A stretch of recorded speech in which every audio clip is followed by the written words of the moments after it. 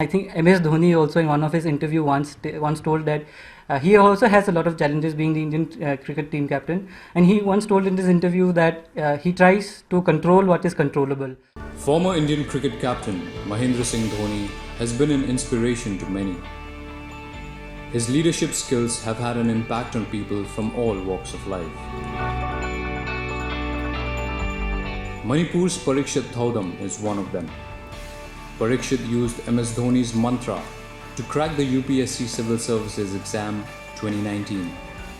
He secured the 373rd rank in the prestigious competitive examination.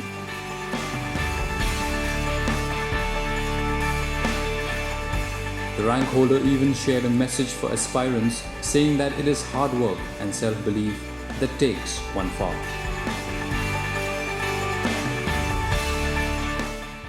What I've learned from this entire experience is that I think we have to believe in what we do.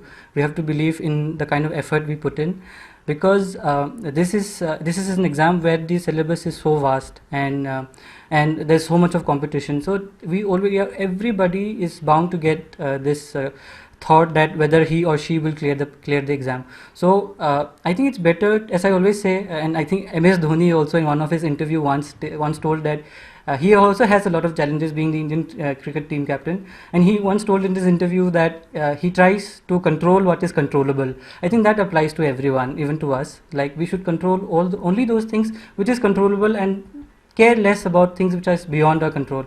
And my sincere request to anybody who is seeking to apply for this exam, that please do not shy away from giving this exam, because you will regret at some point, because this gives an opportunity. The exam is designed in such a way that it is inclusive for everyone. It caters to all the different stratas of society, and the exam is designed as such. So please do not lose heart. I mean, and it is only your hard work and your self-belief that will take you far.